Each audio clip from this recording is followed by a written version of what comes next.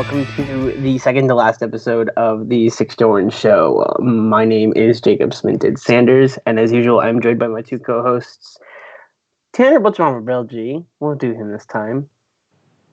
And then Jamie Selceus Christensen. Couldn't find the unmute button. Hello. That's completely okay. It's odd. Usually a Cowboys fan never turns on the mute button. I don't get it. I'm saying your fan base is annoying. Oh, maybe it's because I'm part of the fan base that I don't understand. It's okay. Actually, where I'm from, I am very much the minority. I wouldn't doubt it. You're in Nebraska, so there's probably a lot of like Minnesota, Green Bay. Well, Denver. there's a lot of Chiefs, Broncos, and then I think just like everywhere, Packers. Sounds about right for a farming area. So, yeah. Anyway, we have all of our NA teams for Worlds. We're going to be covering that, and we have 2 of our 3 EU teams. We're going to be finding out the final team this weekend, although the formatting is a little bit different for that one. So, we'll be looking into that as well. But first, let's do what we normally do, which is cover Europe first, and let's look at how their finals went. So, do we have any general comments before we dive into these matchups at all about what happened over the weekend?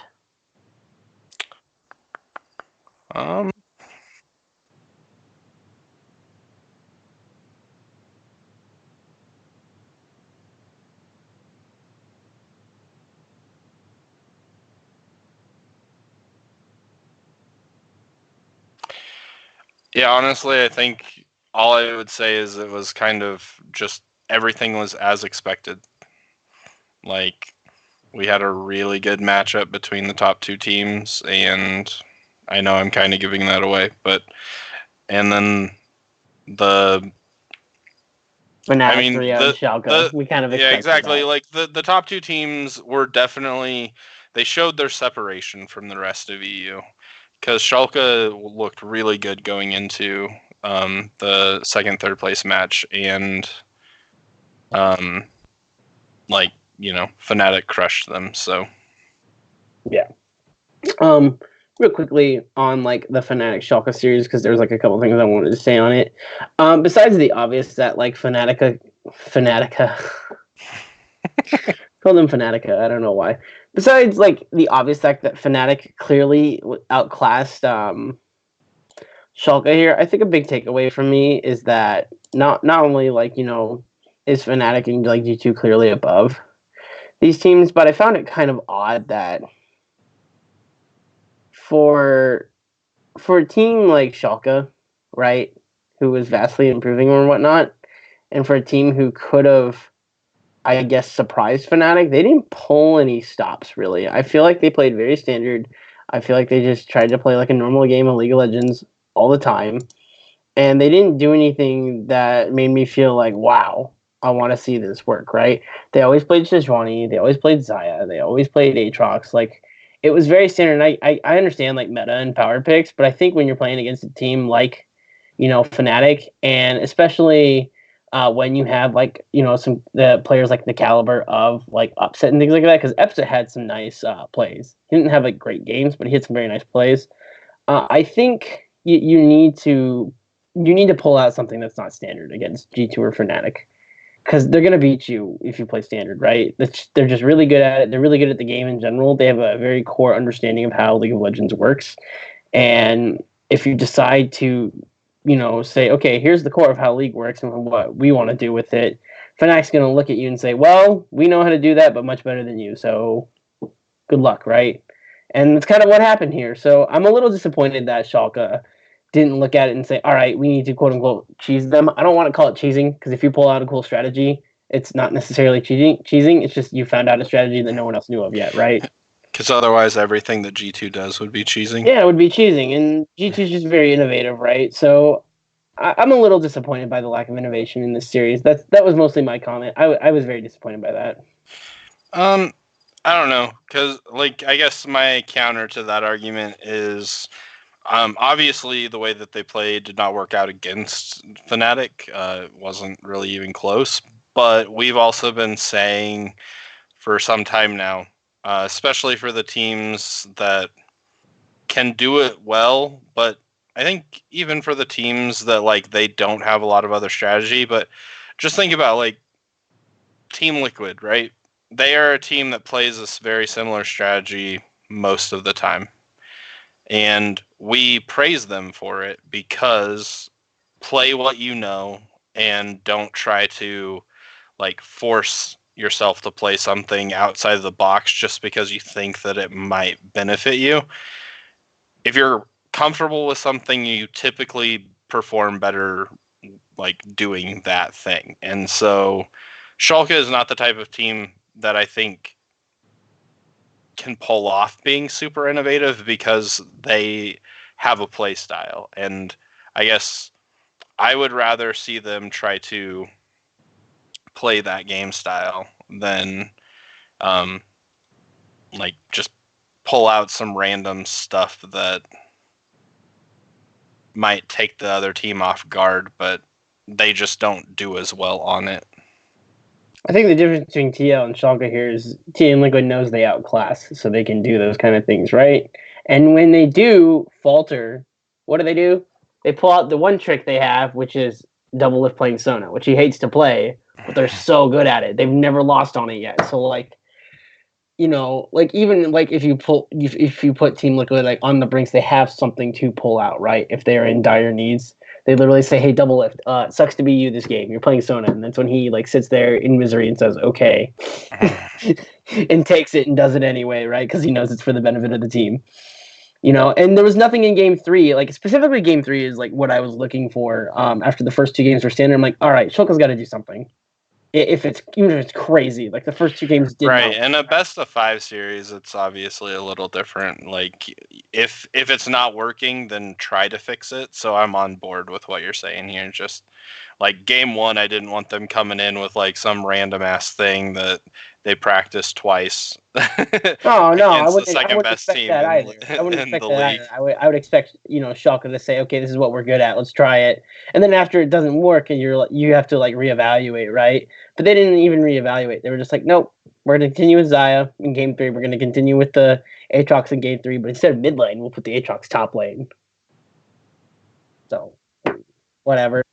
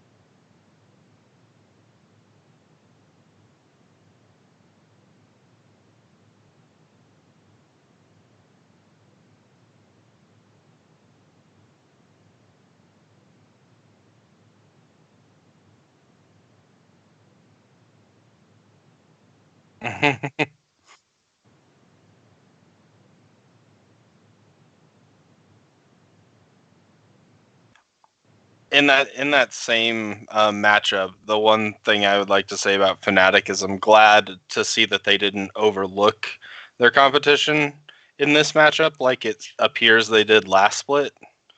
Um, they, I think, realized how big of a mistake that was, losing to Origin last split in a series that they probably thought they had in the bag going into it and overlooked. So I don't know. I'm really happy to see that they took care of business in the fashion that everybody expected them to, so that they could get to finals and really put on another great show. Like they look really good and ready to go into Worlds competition just based off of the 2 series that we saw with them in G2. thinking of the series between them and G2. Let's jump into that because I think we've talked enough about this one. We can talk more about Schalke when we talk about the Gauntlet. So obviously the finals was Fnatic versus G2, and this finals was just as amazing as the first one. This now, it wasn't a reverse sweep, but no, it was punch for punch, and that's what made it amazing. Like going into game 4, Fnatic was ahead 2-1, right? And G2 came out. I would say G2 played like pretty standard here. They played some pretty standard stuff. Like they played Aurelia, Silas, Xayah, Thresh, Gragas, things like that. The one thing I do want to comment on is the amount of Thresh that has been popping up lately. I like this. Thresh is my favorite support champion to watch. Outside of Bard, Bard and Thresh are my two favorites to watch. Not necessarily to play, although they're up there. Braum is my favorite to play, but Thresh and Bard are probably my second and third most favorite. But watching them and the amount of like skill level and the amount of difference that I see in the Thresh player and the Bard player compared to myself absolutely amazes me every single time. Because like a Thresh player will do something, I'll be like, wow, I never would have thought of that in that moment. That's why I am silver 1. Right? There's shit like that. And I'm just so amazed by the amount of plays that I can see. So I do like that Thresh is coming back into the meta around the time of Worlds because it tells me that maybe he'll be played at Worlds as well. The one thing I would like to say, like as a general comment, is I honestly believe if we did this series a third time, I mean, the first time it was reverse sweep, right? The second time it was punch for punch. I think even the third time, it'd be really hard to confidently say G2 wins the best of 5 the third time, even though G2 is technically 2-0 in these best of 5s because they are just so close, right? Like these teams are, dare I say, 2 of the best 5 teams in the world at the moment. Like they are incredible. They put on a show. They very clearly know what they're doing. They have each other's numbers at times, and it's awesome. And Game 5 was a romp. Game 5 was so much fun to watch. I love Jankos pulling out the Olaf. I love Perks pulling out the Syndra. And I love that G2 literally said, we're not going to play an AD carry this game. We're going to beat you with Burst, and we're going to get far ahead, and there's nothing you can do about it. And that's exactly what they did. It was awesome.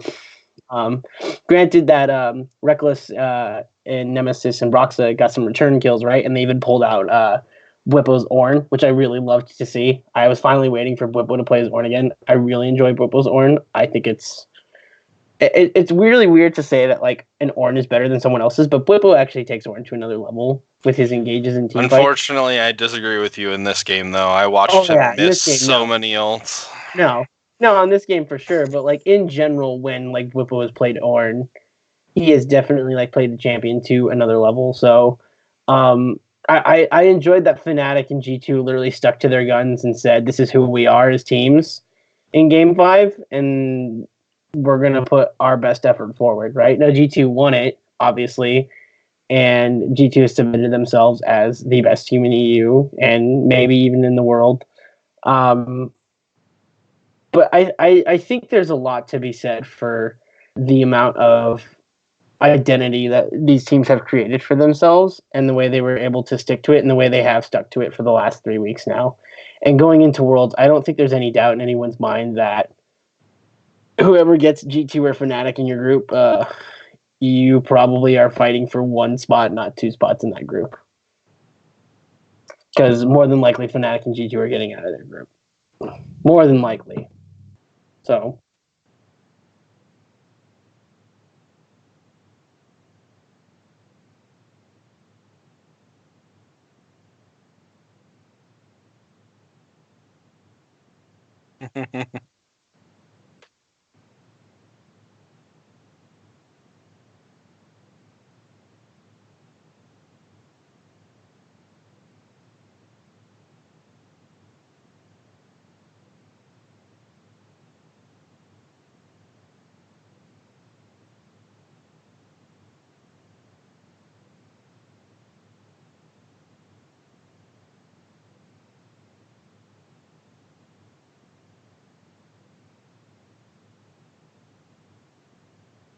they're so memey and confident.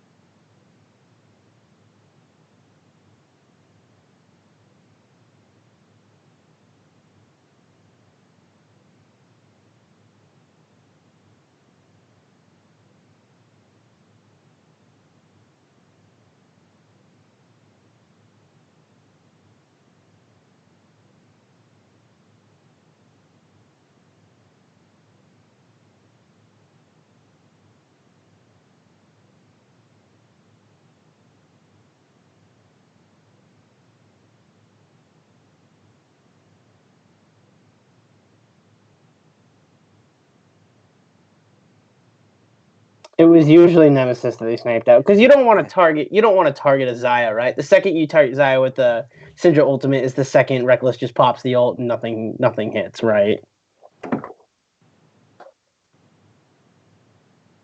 Oh yeah. I mean, he was playing Caps. It's kind of unlucky.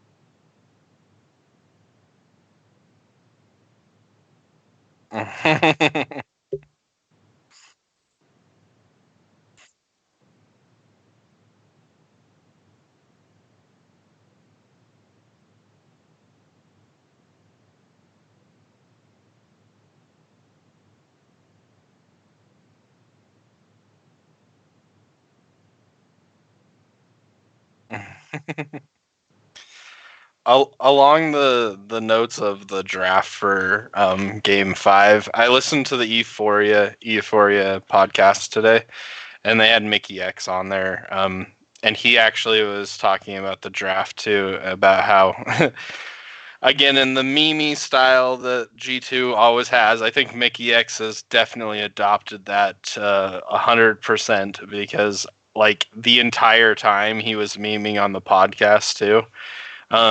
But he, through the meme, I think genuinely meant this about the coach, this being his best draft of the entire series was Game 5.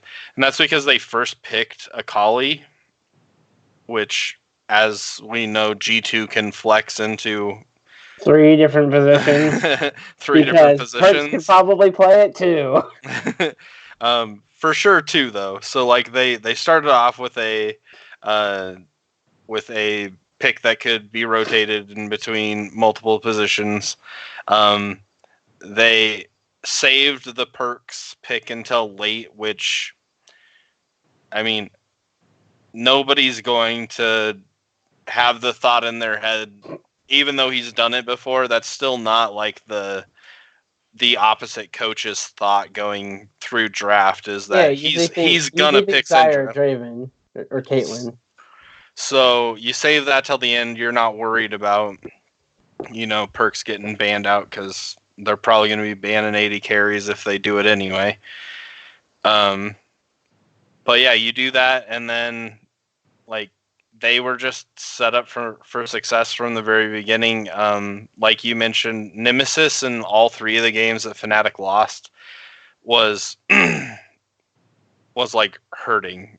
Like those were the games where, like, you look at the score lines and he never got anything started and was shut down from the very beginning. And in Game 5, that was definitely the case as well. The fact that Caps, I think, killed him fairly early in the game. He might have had Yankos there, but honestly, I think they got him a couple of times early in the game. With the Renekton, I don't think he was prepared for that. And yeah, ultimately, this game was pretty one-sided. I think Fnatic, though, did have some moments where they had, like, blips of of like good play to kind of slow the game down and potentially fight their way back, but they were usually immediately followed by G2 aggression again, and it was essentially canceled out. So, like, if you're looking at the gold graph, you can see that there are a couple of dips in the gold, but usually it's followed by a play from G2 immediately after to bring that gold lead right back up to where it was before. So, yeah, I mean, other than that, I don't really have much to say on this. I still think it's very funny that G2 has gone from this team that everybody hated to now a team that I don't think I've heard anybody say that they hate, unless you're like a diehard Fnatic fan. Or just a hater. But like everybody, I think, is rooting for G2 going in to Worlds, at least from the West. I think everybody from the West is rooting for G2 going into Worlds, just because of how much fun they are to watch, how the strategies that they can pull out, the adaptations that they can make throughout a 5-game series, the versatility that all their players have, and the skill level that all their players have. You're just rooting for them to be able to go in and like make something happen on the world stage against the best competition in the world. So one thing I would like to make a comment on is the what that was awkward. They're on the couch. One of these days, the dogs are going to. Okay, hey mom. I'm sorry about that. Anyway, pardon the disruption on that one. No problem. One thing I wanted to note was I don't even know where I was going with this. Oh yeah. The amount of sportsmanship actually between G2 and Fnatic here. There is a lot of respect between these players. Afterwards, after like the title, after the confetti fell, and after the interviews were done and everything, there was a lot of things on Twitter from both sides. Like Yanko's posting pictures with Fnatic, Broxif posting pictures with G2, Perks posting pictures with Fnatic, and even Reckless saying something as well. There's a lot of sportsmanship here and a lot of respect for each other. So despite like the loss being not taken well by Fnatic initially, post initial reaction, they were very very well received, I would say, with each other. These are two teams who recognize that they are both at the very top of their games, and when they play each other, they're both at the peak of their powers. And unfortunately, when you play a best of 5, you can't tie. Someone's got to win, right? Somebody's got to lose. Somebody's got to lose too. So I think both these organizations recognize that they are not free wins against each other, and even I know G2 probably realizes this too. That like when they play a Fnatic again, it is not guaranteed that they win the next one again, right? Something I was saying before. So just the recognition in the sportsmanship I think is incredible, and something that's like not really seen very often. To recognize that your opponent is the very best person that you could play against, and even recognizing in victory or in defeat that next time, even though you lost, you can beat them, or even though you beat them, recognizing next time you can lose to them. So I love that kind of sportsmanship. Always have. And the fact that G2 and Fnatic share that with each other, I think is awesome to see. Yeah. 100% agree. You got any thoughts, Tanner? You're muted.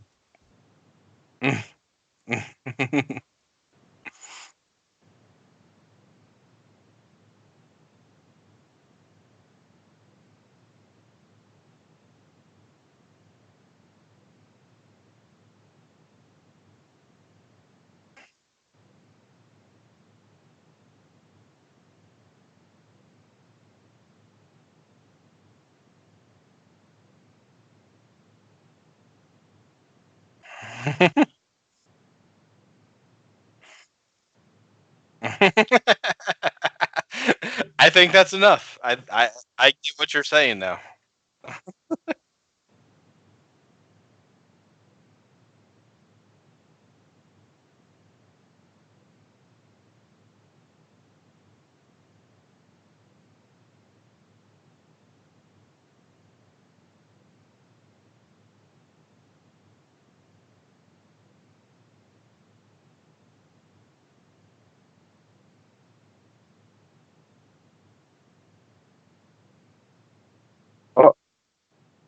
or Double Lift showing his love by saying that we have Team Liquid and 2 trash cans going to NA.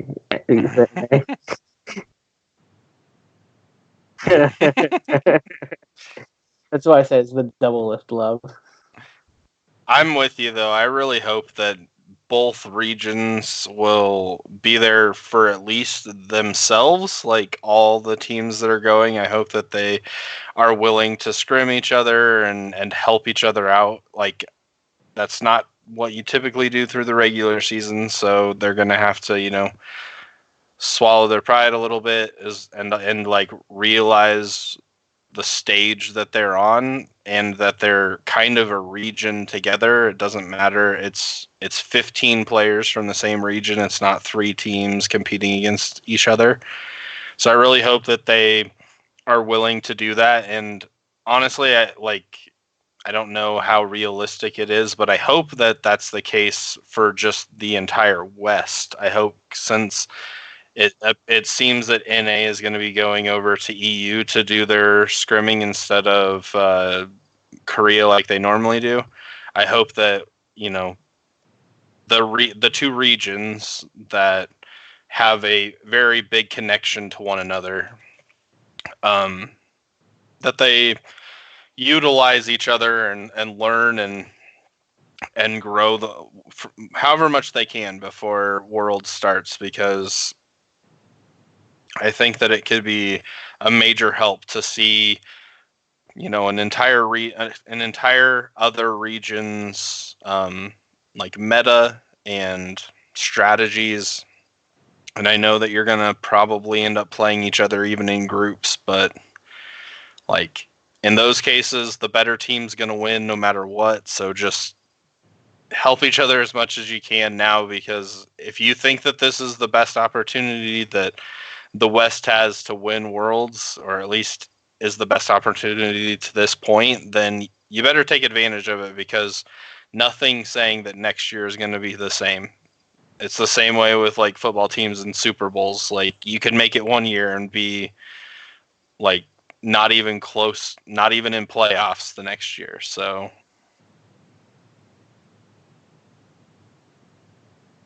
yeah, totally agree. So G2 and Fnatic are going to be going to Worlds. Interestingly enough, though, Fnatic is not the number 2 seed yet. Yet. Moving on to the Gauntlet. Actually, the way they have the Gauntlet done is they kick out another team, and in place, Fnatic will be playing. The reason for that is because they're trying to get rid of spring bias, or the ability for a spring to hold too much weight. So just because you got championship points doesn't mean you're guaranteed the number 2 seed. It just means you're guaranteed to be in the finals and guaranteed to go to Worlds. Finals of the Gauntlet, I should say. So what's going to happen here is on Friday, Origin and Splice are going to play. The winner of that series is going to play Schalke, and the winner of that series is going to play Fnatic. The only thing that sucks about this is if Fnatic were not playing, they were going to Worlds, like how NA did it this year. Rogue would be in there, and Rogue versus Origin, I think, would be better, because the Rogue would beat Origin. There's a chance Rogue beat Splice because they already did that. Right. And then Rogue would be competing with Schalke for Worlds, which would be totally awesome if Rogue made it. Would they do anything? No. But like, it'd be awesome to see a Rogue story from like 0 to hero, right? So it'd be an awesome storyline to monitor. And even though they'd get smashed at Worlds, like, it would still be an awesome storyline to say, hey, they improved so much in so little time that they were able to make Worlds, and that would be a lot of motivation for the organization as a whole going forward in the spring. Not going to happen, though, because of the way it's formatted. So Fnatic takes up a spot, meaning it's Origin versus Splice, which totally sucks, because, in my opinion, Splice 3-0s this. I'm not even going to give analysis to this. Origin sucks. That's my analysis. Last we saw of Origin, they were absolutely terrible, and I would, if there was a way to replace them with Rogue, I would be happy to do so. But I guess you can't have the runners up from spring not in the Gauntlet, even though they didn't make playoffs this split. So I think we're with you, man. Splice easily takes this series. I think 3-0 is justified.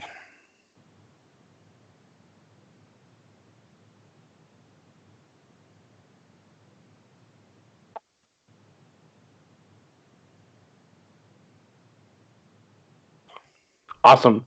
So that means we'll have Splice versus Schalke. This is an interesting one to talk about here, specifically because Rogue 3-0'd Splice. I think that was a massive upset.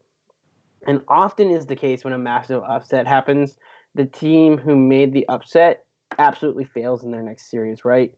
The most recent example of that is Team Liquid beating Invictus Gaming because they got massacred by G2, right? Hindsight's always 2020, but I think we now recognize that G2 would have 3-0'd them anyway, or probably would have beat IG as well. Yeah, like just looking at how good like G2 is now, and how they have been for a long time, they probably would have been Invictus now anyway. Not the point though. The point is though is that usually when a team upsets, they get smashed in the very next round. That didn't technically happen with Rogue. They technically went 3-1 against Splice, and I think they put up two competitive games. So one of their wins was great, one of their losses was great, and then two of their losses was pretty much getting smashed by Schalke. So I wouldn't say it was totally that they that they didn't show up whatsoever, but it was a 3-1. And you have to be honest and ask yourself, if Splice plays a Rogue again, what happens, right? I don't think the 3-0 happens again, that's for sure.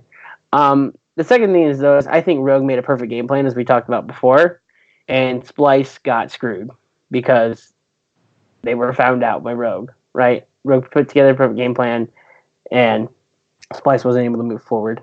That being said, it's very easy to say, Origin could do the same thing, or Schalke could do the same thing.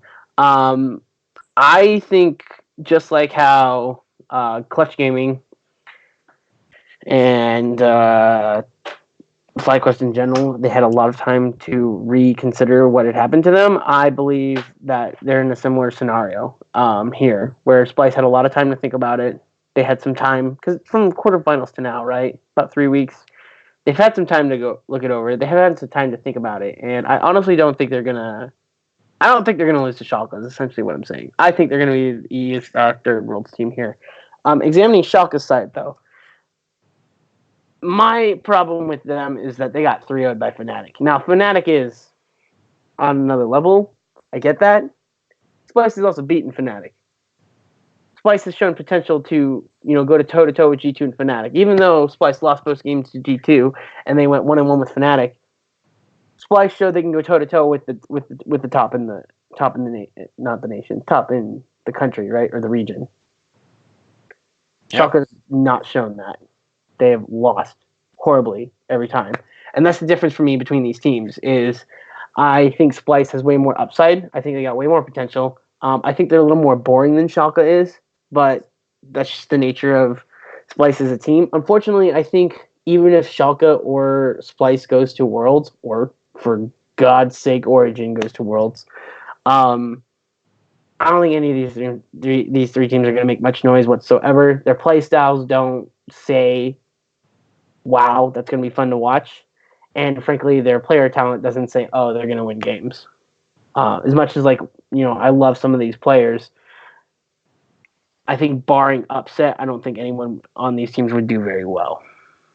So, and that's no offense to Kobe or anyone like that. I love Kobe, right? But I don't view Kobe as a world-class AD carry. Upset's not really either, but Upset has world-class games at times.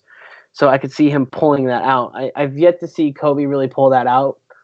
Most of the time when Kobe shines, it's because his team is shining and he's just the ace on the team shining, It's not very often that when I don't think I've ever seen a game where Kobe absolutely 1v9s a team for Splice. Usually when Splice wins, they're doing generally well as a team. So, yeah, it's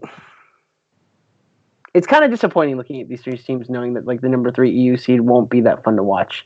Maybe I'm underselling Splice a little bit here, even though I do genuinely love Splice.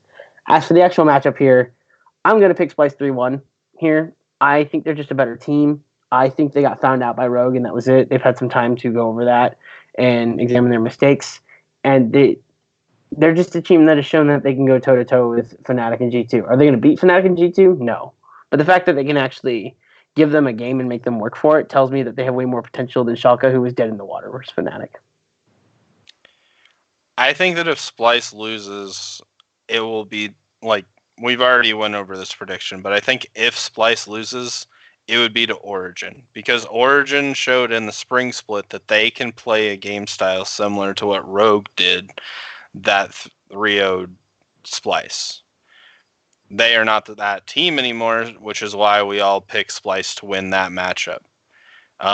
When it comes to Schalke, though, as we just discussed, them losing to Fnatic, they have a fairly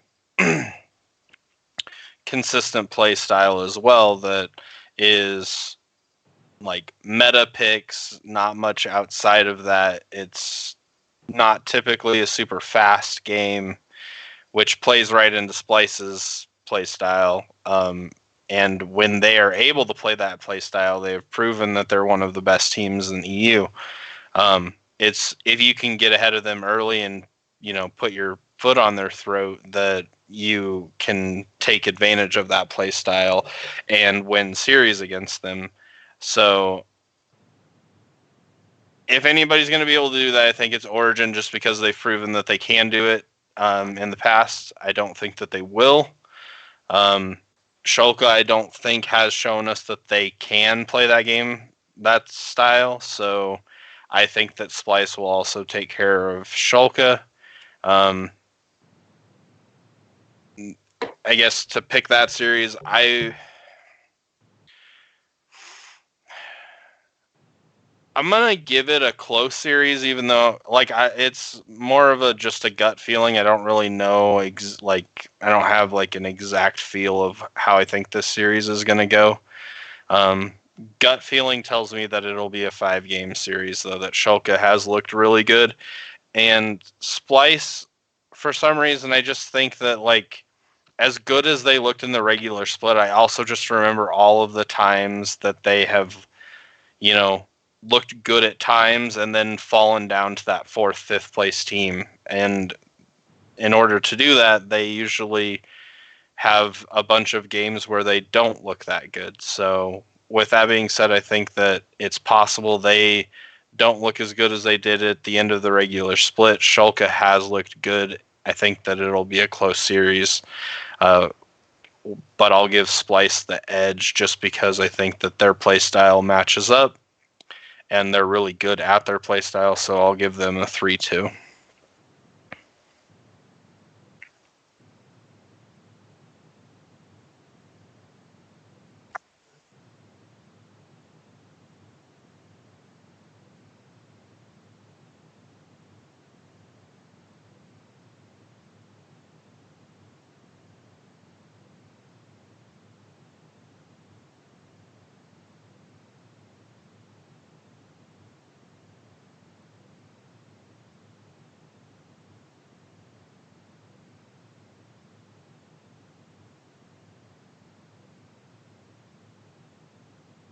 Yep.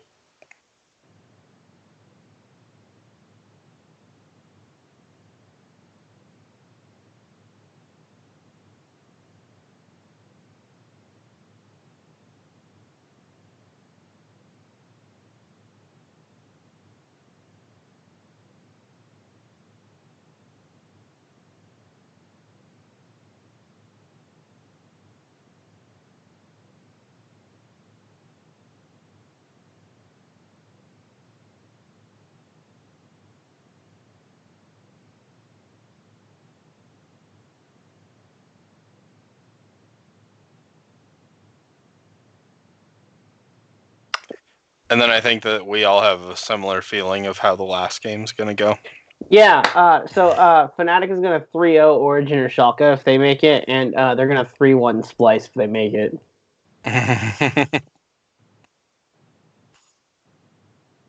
Yeah, so no matter what, I think the only thing I disagree with is I because of how I predicted Schalke and Splice, I think that those two teams are closer in skill than I think you guys do by just a small margin. And so if I'm going to pick Fnatic 3-0ing Origin or Schalke, I'm also going to pick them to 3-0 Splice, even though Splice has taken a game off of them in the regular split.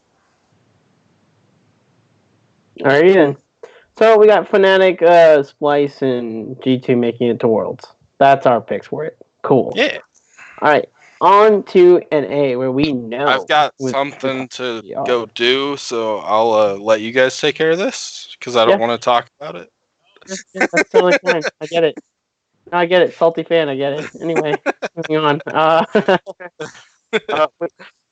It's a heartbroken fan, Sanders. Yeah, But I am used to it. I am a fan.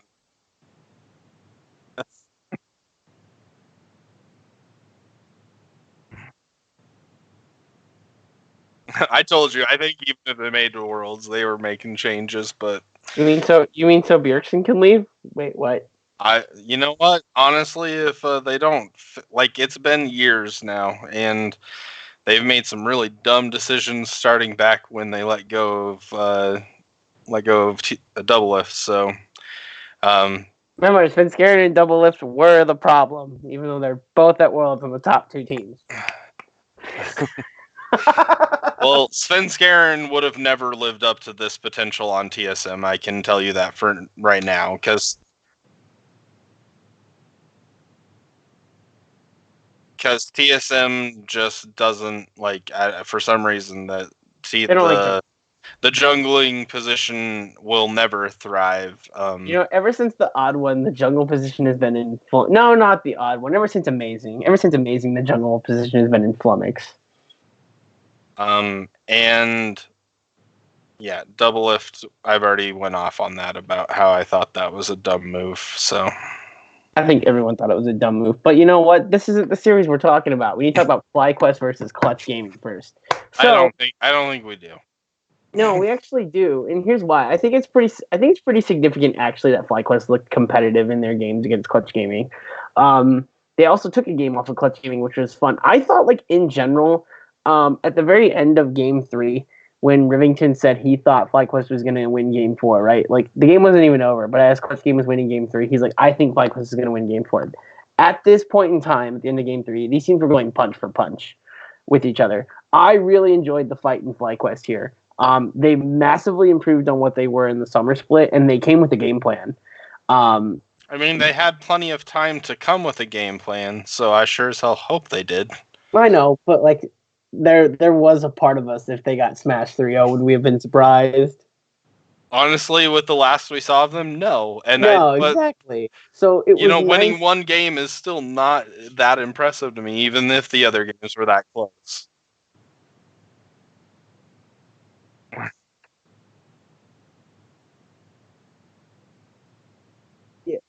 Yeah, but it was nice to see FlyQuest take them punch for punch, right? All the way up to Game 4, where Clutch Gaming actually really took the reins and they smashed Game 4. The first 3 games were very competitive, I thought, and it was nice to see FlyQuest not dead in the water.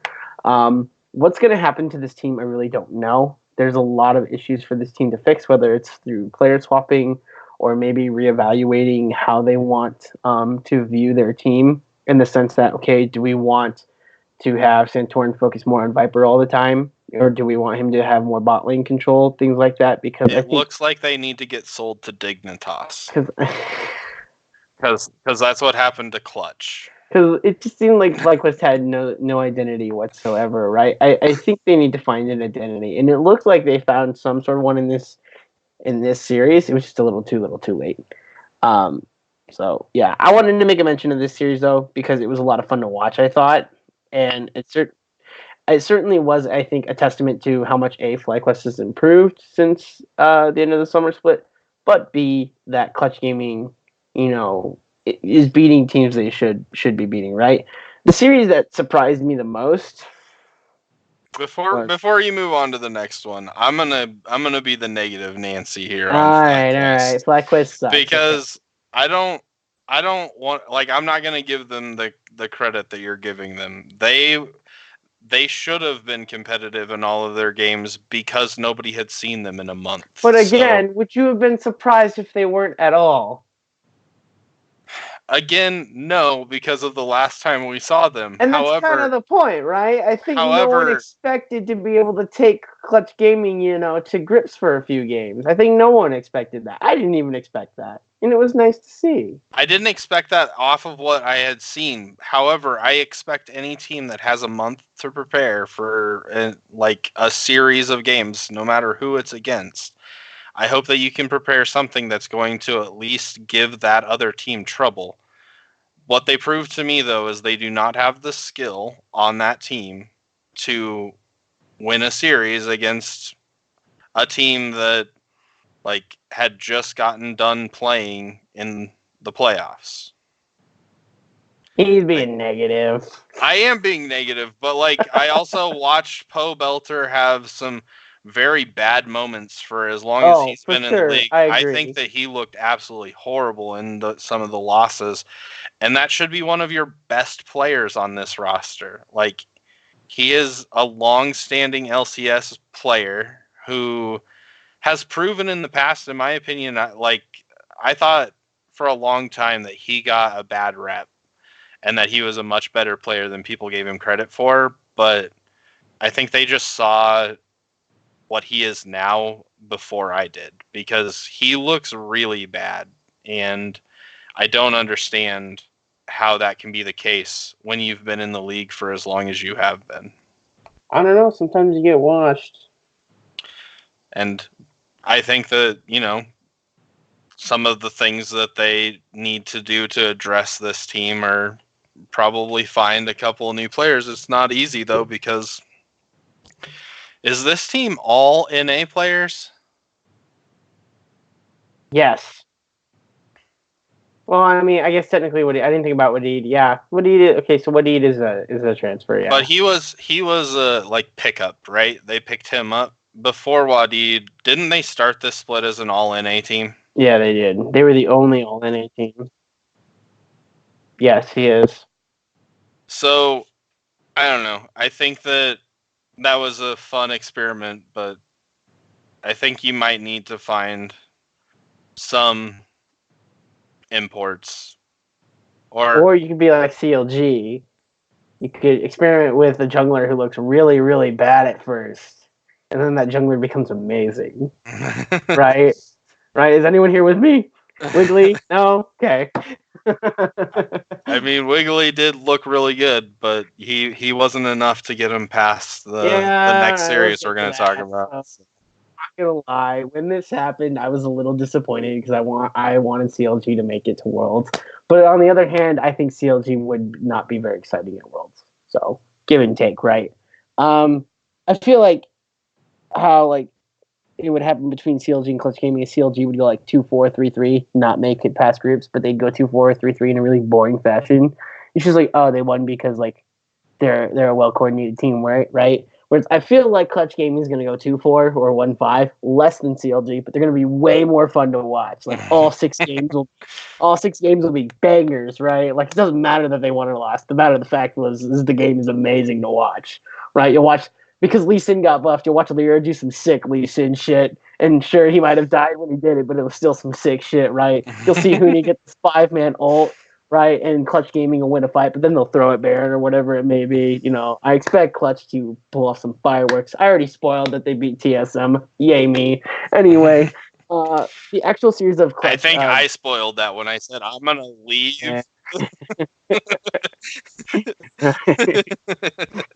No, but for real, CLG versus Clutch Gaming. This is actually the series I have the least amount to talk about. I don't know if it's because I was slightly butthurt at first that CLG didn't make it because I really wanted to see Stixxay and Biofrost at Worlds again.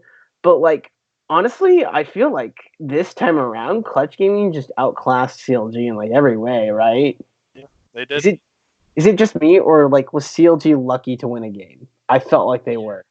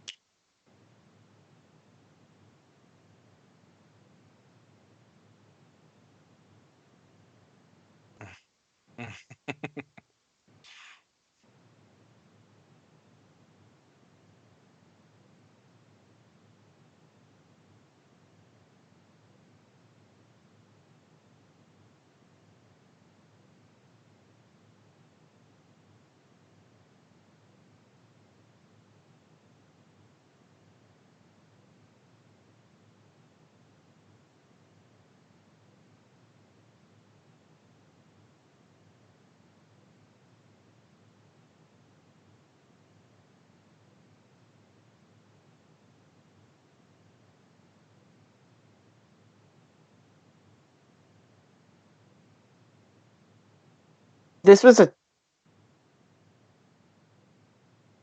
a team that was predicted by 2 analysts to go 0-18 in the split. Yeah, 2 analysts predicted them to go 0-18. It was Freak and I forget someone else, right? No one expected. They were. I mean, if you remember, dude, this team was goddamn awful going into summer. Hooney was feeding. DeMonte was. Remember, we wanted him to be on a completely different roster. DeMonte was the one good player on a terrible team. Remember, Lyra should not be a jungler in the LCS. That's something we said too, right? They picked up Cody's son, and that was the move that I think got overlooked. But when I said earlier that what does FlyQuest need to do, I said get bought by Dignitas. That was a genuine comment because Clutch Gaming, I believe anyway, got bought by Dignitas. Yeah, they did. And when Tanner and some of the players were getting interviewed after the TSM series, he talked about the staff, the Dignitas staff that they had been working with since that purchase. And that's when you saw the Clutch Gaming turnaround happen, which I think was slightly before playoffs happened. So there is a lot to be said about staff, and when we get to this TSM series, I think that's one of the big places that TSM needs to look at as an organization, because the players on this team are not that bad. Hell, just a split ago, they looked really damn good. All of them together. Something happened with jungle for sure. That was probably the indecision in trying to make 2 work when they had a good roster the previous split with Acadian, and they just felt like they needed to. And they looked like they were going to be an aggressive team, and then game 1, they're like, all right, we're drafting this here, we're drafting Israel, going for the long game. Yeah, and then obviously on top of just the jungle position controversy shit that they were going through, they just also look like strategy-wise they took a step back, and it's unexplainable, but it's happened with TSM multiple times. So I guess it's unexplainable, but it's expected at this point, or it's just not it's not surprising, I guess, at this point when you see kind of the side of both coins with this team. They can look absolutely amazing and then turn around and look like a completely different roster, even though nothing's changed. So yeah. So one other thing too that we have to remember about the Clutch Gaming as well. This was the team that was not supposed to make playoffs in the final week. They had the worst route to get to playoffs. They had the most improbable route. Not only did they win their final 2 games, they had to have 4 other matches go their way. So 6 of the 10 matches in total had to go their way.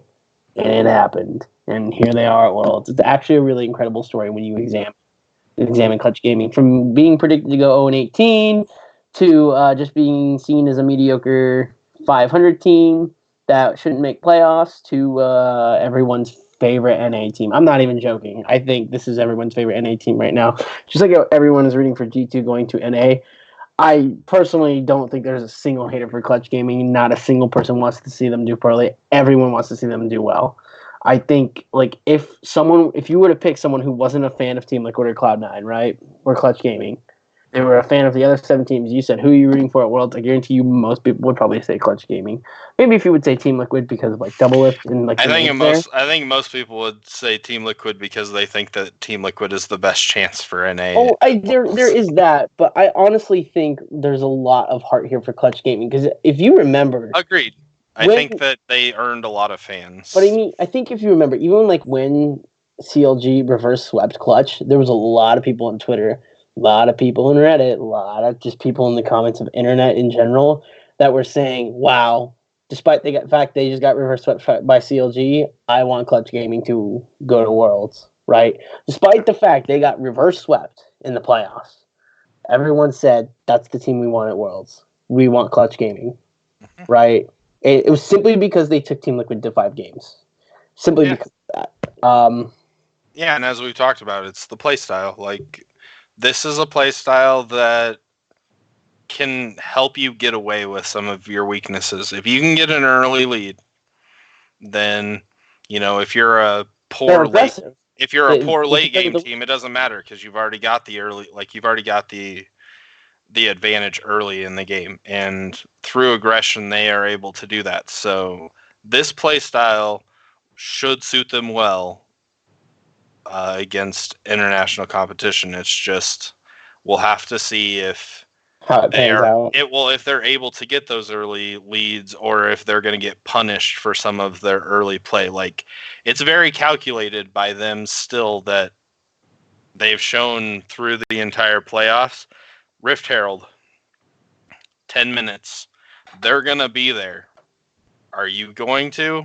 Are you going to meet them there? And are you going to be able to do something about it? Because guess what? In game 1, TSM had a very set game plan, and it was all 5 of us are going to be at Rift Herald come 10-minute mark, and they did.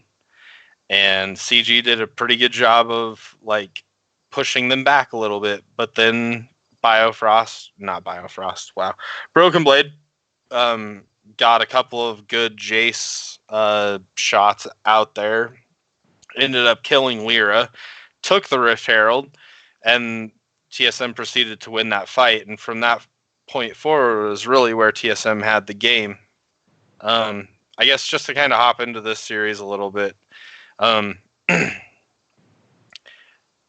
went back and watched this series pretty much the whole thing as it happened, and obviously was very disappointed as a TSM fan to see the outcome. But I went back and watched the highlights, and the highlights kind of took off some of the blinders that I had as I watched it live. Game 1, even though TSM, that was the game that they won, I guess, most handily. If you go back and watch the highlights, there were times where in that game you should have seen that Clutch Gaming was going to win the series. In game 2, when they got out to an 8,000 gold lead or whatever the hell it was a huge lead early. Azael, even at one point in time, fairly early in the cast, was like, there's no way that TSM loses this game. And then Clutch Gaming almost won it because they fought back from that huge deficit. They, at one point in time, got a Baron. They got the mid-inhib from TSM. This is all after TSM had a humongous gold lead. I think tied the gold, if not took a slight gold lead of their own. I think they actually took a 2,000 gold lead at one point. But it came down to a fight where TSM, and I think this is the takeaway for how to beat Clutch Gaming too. You can kind of see it all in this game alone. But if you can separate Clutch Gaming and get their players fighting in 2 groups, you will have a much better time than if all 5 of them are able to fight together and protect Cody-san. Not to sound like Captain Obvious. Welcome to League of Legends. Did you just tell me, oh, they're a team fighting team if you separate the team fighting team? Yes, I said. Sorry to sound like Captain Obvious. I said welcome to League of Legends. I know, but it's so funny to me that he pointed that out, and I was thinking to myself, I'm like, isn't that how you're supposed to beat a team fighting? Well, I guess CG is really good at finding ways to not get separated because because when you're a team fighting team, right? The only time you're gonna take the fight is if it's on your own terms, right? You're not gonna take a team fighting team when it's not on your own terms. Yeah. Right? So, yeah, no, you're right. It is a Captain Obvious moment, but like Tanner said, 3 of the top 5, 6 teams just lost to them. by not being able to separate them during team fights. But anyway, so that game ended up going TSM's way, even though it shouldn't have. Are you talking about the game that where they got 3 Infernals and they still were like semi-losing fights even with 3 Infernals? Yes, they were ahead by a huge gold margin and had 3 Infernal Dragons, and they were still losing team fights to Clutch. I wouldn't call it losing, but they were like going even. They were losing team fights to Clutch. It's just that they had taken so much early that Clutch was behind, that even though they were winning team fights, they weren't able to finish the game. But that's what allowed them to get Baron. That's what allowed them to then push and get the inhib. It was really only one fight that TSM was able to win late enough in the game that they were able to push down mid lane and finish the game, which I thought was kind of funny because they had one minion that had like a sliver of health that they protected in order to win the game. Like if the minion would have gotten hit by one tower shot, it would have died, or if any of Clutch Gaming would have been alive to do anything to hit it, like it would have died. So they were able to just squeak out that win, even though they had a huge advantage, gold and dragon wise. And then from there on, Clutch just handled business. The one other note that I wanted to say in Game 5, you talked about it earlier, but Thresh is a pick that we're seeing more of. I wanted to see, at least in one of the last 3 games, but I think for some reason in Game 5, most of all, I wanted to see TSM pick Thresh. I think that would have thrown off Clutch better than... Would have been a nice pick against Kog'Maw, that's for sure. That, but like, just get the pick. Like, Thresh is a champion that immediately locks down a champion for a few seconds, and all of the champions that Clutch Gaming was playing, for the most part, other than I think Sejuani. They didn't play Sejuani Game 5. Who did they play? They played Aurelia, Jarvan. Okay, Jarvan. Demonte Special, whatever the hell her name is. Yeah, Kiana, Kog'Maw, and Tom Kench. Those were their 5 picks. Okay, so other than Tom Kench, like every single one of those champions, if you got a hook onto them, you would have been able to nuke them down fairly quickly, and you immediately would have had the advantage. The other thing that TSM was awful about through the entire series is Tanner DeMonte just lived in the shadows. He did an amazing job of flanking TSM, and by Game 5, it should have been as obvious as they were going to be at Rift Herald at 10 minutes that DeMonte was going to be trying to flank them, and for some reason it just kept working. So TSM definitely, as much as I would have loved to see them as my team go to Worlds, the best team is the team that's going to Worlds as our third option. I agree. I have no qualms in saying that.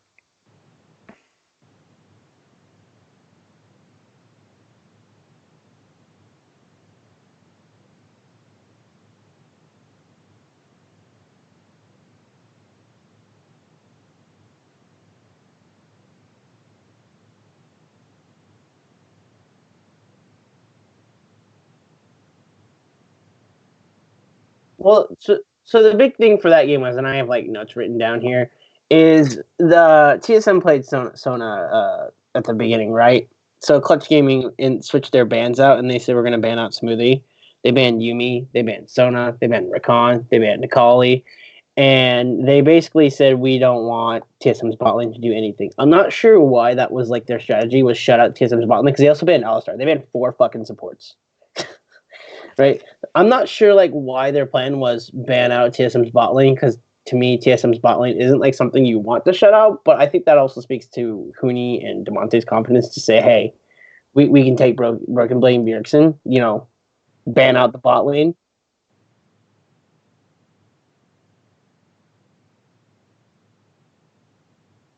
But the big thing. So here's the big thing that happened in this draft, right? So TSM banned Rumble, Gangplank, Rumble, Ezreal, Sivir, and Silas, right? So when you look at like the beginnings of this draft, when it was going on, TSM immediately came out with the Skarner pick, right? They said, we're going to show you our jungle pick. That's it. It's pretty standard. They took that away from Lyra because he's like really good on it. Yeah. The second thing was they responded with Jarvan Tom Kench, right? So clearly TSM's priority at this point in the draft was ban Rumble because, well, it's fucking Huni. Ban his GP, right? You don't want Huni to be comfortable. You don't want game 2 to happen? But you just don't want Huni to be comfortable is the big thing, right? And they banned Ezreal because Cody Sun was doing well with Ezreal in the past couple of games, right? Those are all pretty good bans in my opinion. But in response to this, Clutch Gaming says, okay, we'll take Jarvan, we'll take Tom Kench, right? Which Tom Kench is just a champion everyone loves to fucking pick despite how gutted he is. It's nice to have he can still swallow a champion. He can still remove you from the game for a second, and that's all that matters apparently. Right? And Jarvan's good engage, right? Well, in response, TSM was like, cool, we're going to get Kai'Sa and Corki, which I think is a good response by TSM here, right? You get Kai'Sa and Corki, you clearly say, okay, that's our bot laner, right? You don't tell them who your support is, but you tell them who your mid laner is. And Corki is a good blind pick, right? So at this point in the draft, TSM is doing fine, right? Third pick, Huni decided, you know what, I'll blind pick my top matchup, and I'm going to pick Aurelia. Because I think at this point that, like, after Rumble and GP are gone, Huni's last... Technically, that wasn't for sure Huni's pick, because Kiana wasn't picked yet. So. True, but, like, you pick Aurelia, right? And I don't think Damonte's taking it mid in this case, honestly. Just because of the way the team comp is set up here. Like, if you have a Jarvan Tom Kench, I think that's a great to have an Aurelia top lane, if I'm being honest here. I like the engage from the Jarvan gank, or if Tom Kench were to ever travel up with his ultimate. I just think that's a great combination for the top side. Then going farther into the draft, right? You know, they finished their bans. Clutch Gaming said, all right, fuck support. You haven't told us who your support is. We're going to ban Rakan and Alistar, right? We're not going to give you options with Kai'Sa, right? And then TSM was like, all right, cool, you haven't picked your 80 carry, and you technically have a flex pick, so we're going to ban Sivir, and we're going to ban Silas. I think those are good responses by TSM as well, right? I think Clutch kind of pulled the big one on TSM by immediately picking Kog'Maw next. That's not a pick anyone expects here. I think even for teams wild like Clutch Gaming, just Kog'Maw's not a pick. And nothing about this comp says protect the Kog'Maw or protect the hyper carry, right? Like Jarvan, Tom Kench, Aurelia, none of that. Even with Tom Kench having his W, none of this says protect a hyper carry, right? So I think that's a bold move by Clutch, actually a bold gamble by Clutch, right? And so TSM just responds and says, all right, we're going to have two powerful picks in Braum and Aatrox. Who's your last pick? And they're like, well, Damonte likes to play Kiana, so we're going to play Kiana. I think that Kiana's even ballsier because you have nothing to protect Kog'Maw here whatsoever. You have to rely on the fact that Cody Sun is going to not die here. There's no shields for him. If there's anybody that you're going to trust not to die, it's going to be the guy who didn't die for 7 games in a row. I agree. But at the same time, though, you're drafting a very risky champion here. So I think a large part of it is that, you can like say, hey, TSM kind of let them have a bad draft. But if you analyze step by step, I think TSM had some good responses. It's just Clutch Gaming said, Game 5, we're throwing it all out. We're confident in our execution. We're going to do this really ballsy comp. If they did this comp at Worlds, I would expect them to get slammed, actually, for Clutch Gaming. Despite the fact, like, this is, like, their style. This kind of comp, specifically with the Kog'Maw, if it was a different 80 carry, I would say otherwise. Like, if it was, like, a Caitlyn or something like that, I'd say this comp is fine. But because it's the Kog'Maw, I think they get slammed. I think other teams would recognize, if we just can't bot lane, they're fucked, right? But the other side to that, too, is that Huni and Damonte were confident enough to handle Bjergsen and Broken Blade. That's not going to happen in Worlds, right? If you're facing G2, you can't just say, oh, yeah, we'll handle Wonder and Caps. It's fine. It's fine. Right? Yeah, it's totally fine. We're good, right? We'll pick Kog'Maw. No. And G2's response would also say, oh, you pick Kog'Maw. All right, Syndra bot lane.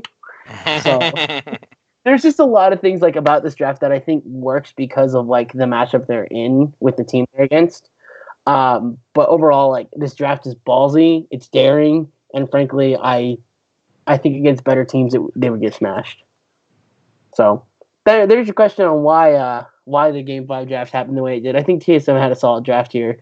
Clutch Gaming just executed on a ballsy I call. also think that the thing that was kind of behind the scenes of what he was saying right there is the two players that you ban on that team have enough champions that you can't ban everything. So, like, they were focused on banning the two comfort champions for Huni, which were Gangplank and Rumble. Those happened, I think, every game except for game 2, where they let Huni get Gangplank, and that's one of the big reasons why they almost lost that game that they should have won in like 20 minutes. But Kiana, like, you can't get, Kiana and Silas and I don't know, whatever else DeMonte plays, like, so you got to leave something up, and in this case it was Kiana. I just was surprised a little bit that Kiana made it all the way to the second ban, like through the second ban phase, but like Sanders said, I think that it was an okay choice to pick Sivir instead of doing Silas and Kiana, so... I think a big thing here is that I think the Corki matchup is favorable against Kiana, because you have to remember that Kiana, as much as like we love DeMonte's Kiana, we've seen it be useless. We've seen, i.e., CLG has made it useless before. If you shut down Kiana really early, she, like any other assassin, has a really, really hard time getting into the game, right? Well, in game 2 early too, I think he played Kiana that game too, and they, like, again, barring a huge comeback, they should have, against any other team, let's face it, TSM's just was not good this split. Like, against Team Liquid, if Team Liquid had that sort of advantage against them, that would have been one of those games where Kiana was absolutely useless. Yeah, and that's what I'm saying here is I think, like, if TSM is looking at this, right, they see this final draft, I think they're comfortable with this, right? You say, okay, we got Kaisa Braum versus Kog'Maw, Tom Kench. That's super ballsy, and frankly, your carry is just as hyper scaling as Kog'Maw. So frankly, it just depends on who does better over the course of the game. You have a front line in Braum and Skarner, and they don't really have a front line at all whatsoever. And you also have a team fight monster in Aatrox, and they have Kiana, but you have to rely on Kiana to get ahead. And you have the favorable matchup with Corki versus Kiana. There's a lot to like about TSM's draft here. It's just Clutch Gaming executed on a ballsy call. Yeah. I just would have liked to see them play Thresh. I'm sure we'll get more Thresh at some point. So yeah, that's going to be our third team sent in. We're going to get drawings way later. We will be updating those in our Discord at some point, I'm sure. Just because we're not doing the show after next week, we're going to be pretty active in the Discord. I know that for sure. So, I guess before we like completely move on from this, I saw one tweet that I thought was really interesting about the three teams. Well, at least the 80 carries of the three teams that are left. Yeah, the last three worlds. Carries, yeah. Guess who the NA 80 carry representatives Sneaky have double been? lift Cody Sun. It was Cody Sun on Immortals. And then 100 Thieves, and now Clutch. Yeah, and then it was double lift on TSM, Team Liquid, and then Sneaky's always been on Cloud9. Yep.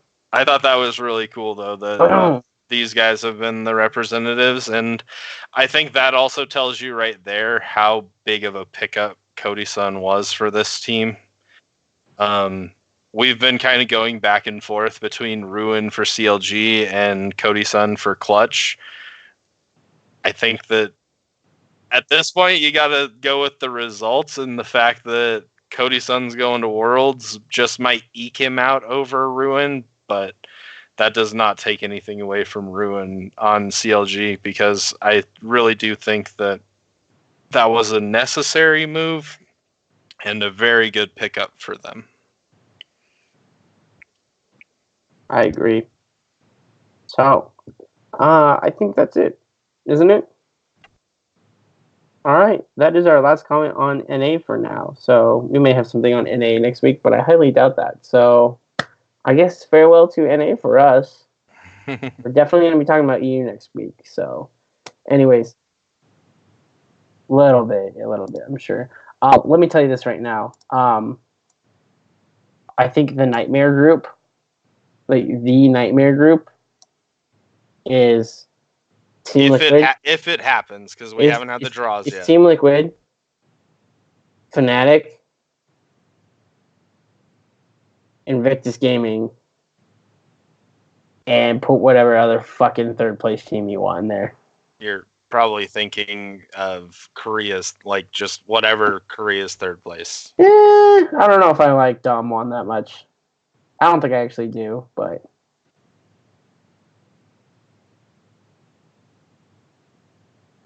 You seen Damwon play?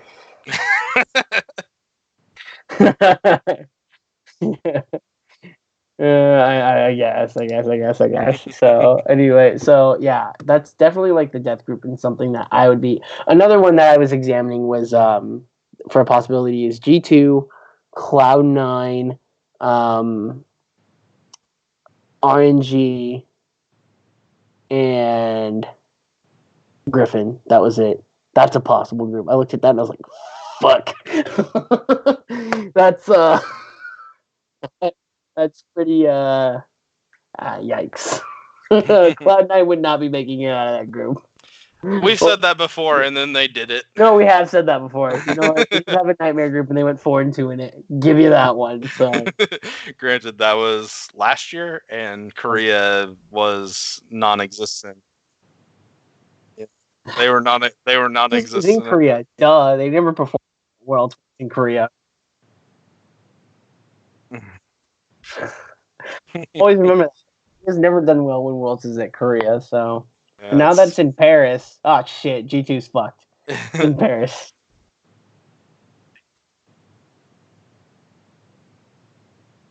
Oh, it'd be insanity. By the way, so odds were released for winners at Worlds, right? G2 has the best odds at 3-1. SKT is the next best odds at 4-1. The next best odds after that are what was it? I didn't memorize all of it, did I? Shame on me. RNG at 6-1, FPX, which is the other Chinese team, at 6-1, Fnatic at 6-1, so Fnatic matching them, and then it severely drops to Griffin, Team Liquid, and Invictus Gaming all sharing the third best odds at 12-1. Damwon having odds at 14-1, Cloud9 having odds at 15-1. Any Vietnamese teams have 40-1 odds, and LMS team has 75-1 odds. Which, by the way, breaking news and maybe upsetting news for those who love League of Legends history: Flash World will not be at Worlds this year. First time ever, they will not be at Worlds this year. And wildcard regions have 100-1 odds. So certainly favors mostly China and Europe. Actually, there's one Korean team that's pretty high up there.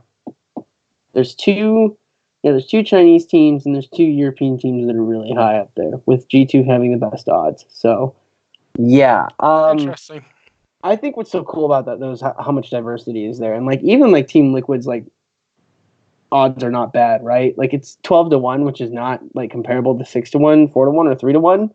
But I think that's way higher than, like, what they've ever been in the past. So, I'm very excited for Worlds. I kind of agree with what Doublelift said on